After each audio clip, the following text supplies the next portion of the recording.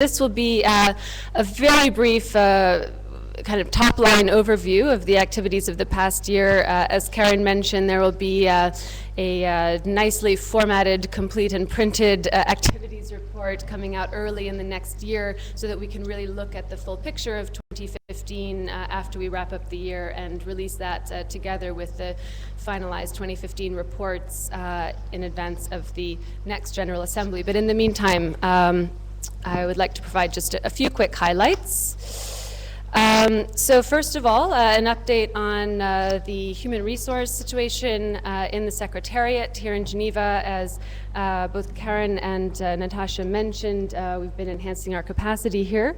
So just a quick look in terms of staff positions, we now have 5 regular full-time staff positions, 4 of which are currently filled by myself, by Martin Damery, who's participating today online from the office next door, Marcus Forsberg, and Aliyah Esmail. We have 1 position that's currently vacant, and we're in recruitment for our program coordinator position. But there are 5 positions, regular positions plus a trainee position with the professional development program currently filled by Leonie Leborn. As far as other support as well, we do have several Geneva-based interns as part of our intern program that we established on moving to Geneva last year.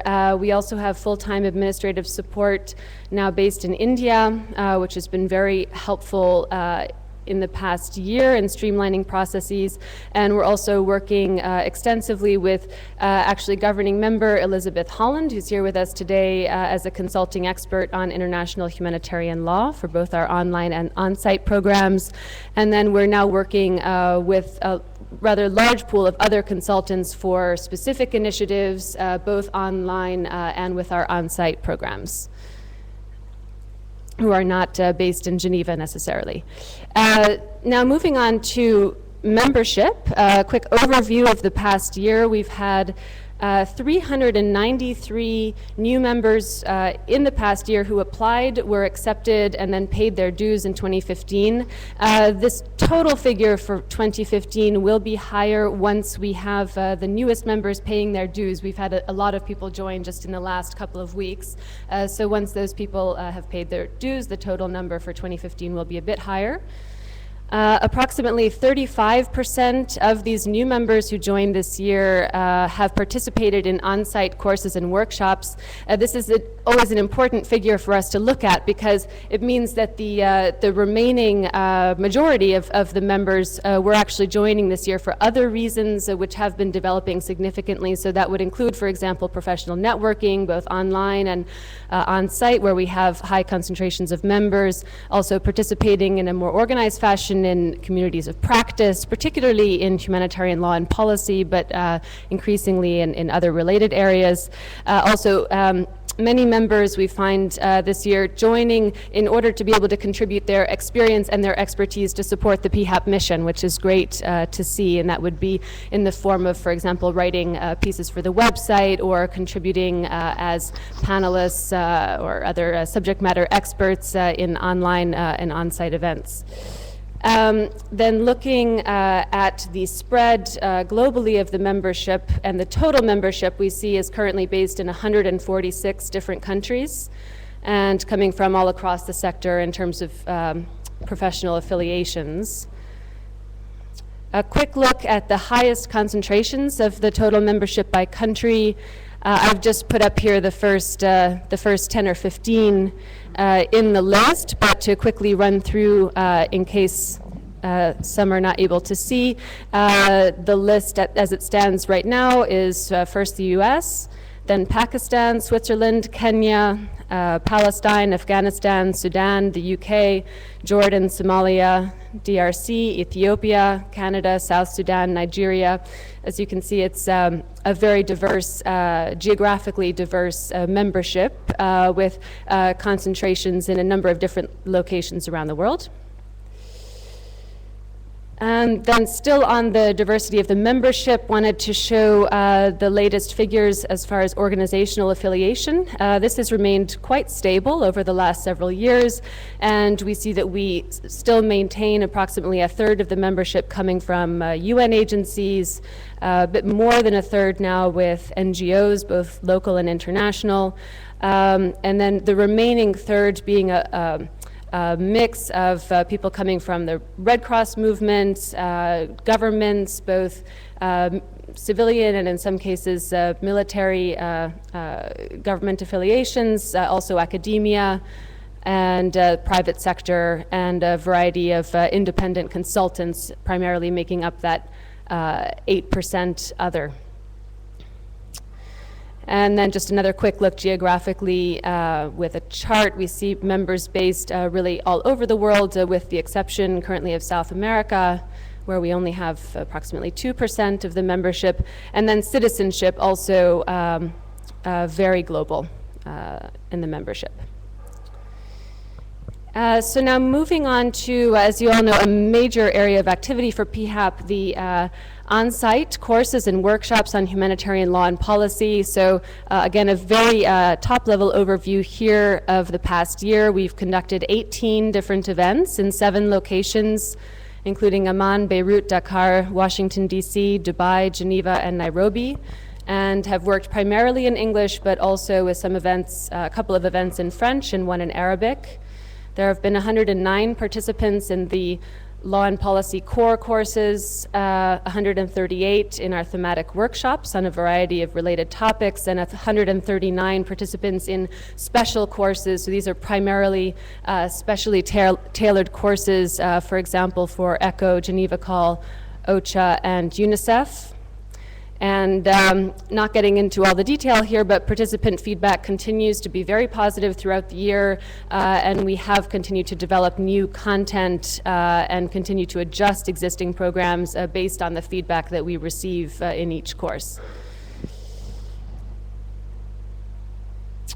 We have also increasingly started to organize some other kinds of on-site events. So we've taken a few opportunities to host special presentations in the evenings, one in Geneva, we did one in Amman as well, which was very well received, some informal Q&A sessions with visiting subject matter experts, and also networking receptions. And as Karen mentioned, we'll be having one of those this evening, but we do try to organize them in a number of different locations around the world when we're on site for different events of our own or visiting others.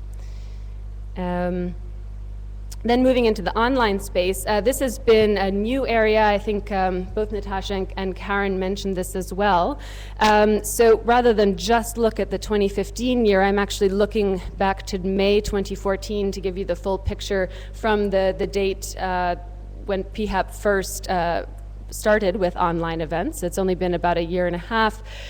Since that time, we've organized 54 online events of various kinds. The breakdown roughly is as follows. There have been 13 what we call dedicated online learning sessions. Those have been primarily on topics linked to our on-site program in humanitarian law and policy, but some other related topics as well.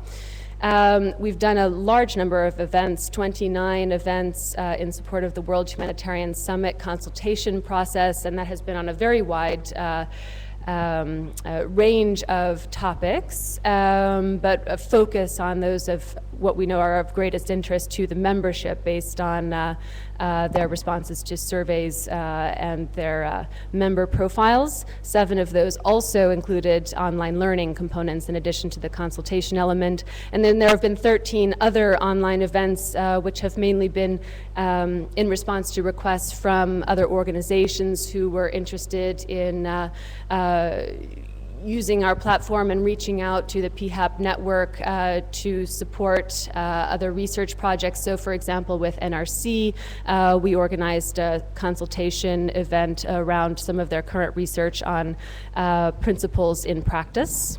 and we've worked with other organizations in similar ways. Overall, in the last year and a half, roughly, we've had more than 18,000 event engagements. So that breaks down into 7,500 live participations and 10,500 recording views, which of course continues to grow. We've had 128 speakers and panelists involved in these events during this period, and have worked with a variety of partners. I am not listing them in detail now, but partners from across the sector. And I'm almost done.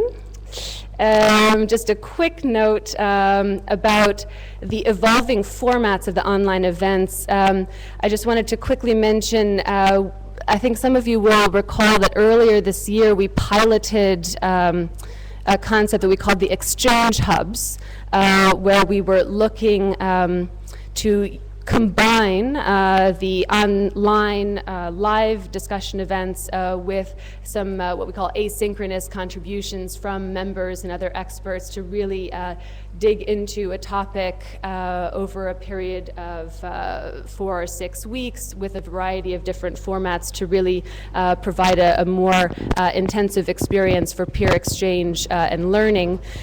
We found that many people very much appreciated this format, and we did have a lot of participation in them, but that the expectations were very high, and in order to meet them, it actually took more human resource and time from the Secretariat than we were able to provide without additional funding. So we took good note of the lessons learned from the pilot. We found that the most appreciated element were these learning sessions, so we then spun off the online learning series, particularly on humanitarian law and policy, as something that we could continue doing that we knew would be of high value to the membership. And then we put on pause the bigger concept of the exchange hubs, in the hopes of finding some funding for that in the future so that we could relaunch that for the membership. But at this time, just with our core funding, it was not possible to continue at that level. So I mentioned the soft launch of the OLS, and then we have also very recently introduced higher level expert briefings on emerging topics, so far with the program on international law and armed conflict at Harvard Law School, but in the future we hope with other organizations involved in new research in the humanitarian sector. And then my final point, quickly on public communication, a quick look at the website visits that has increased from the 2014 period to 2015, a total of 67,000 visitors, 123,000 sessions. I apologize, I'm not sure quite what that means, but I guess, yeah, visits, we could say. And then final note on social media, as you can see just over the last period when we've been active, particularly with online events, not surprisingly, our presence on social media has also been increasing very significantly, particularly, it turns out, on Facebook, but also LinkedIn and Twitter. So that's it from me. Apologize if it was a bit long. Could you tell us how you did all this with 4 staff? Really? I mean, that's an impressive achievement. Well, there's one question, but are there any other easier questions before I relinquish the floor? I'm also looking online. Okay. Yep, so very quickly with local member groups, we have, with some volunteers, we have tried a couple of different models for local member groups so far in Juba and in Gaza. And those have primarily focused on social networking events, but what we're hearing from those 2 trial groups is that they would be interested in having more of a substantive component. So we're building that into the fundraising plan for the Secretariat in Geneva to see how we can raise some funds to support substantive elements for those local groups. But I'll take the opportunity to put out a call if there are individuals who would like to volunteer to help look at the feasibility of starting a local group anywhere in the world where there may be a concentration of members. Please do contact us in the Secretariat, and we'll be very happy to support that effort. Was there anything else online, Marcus?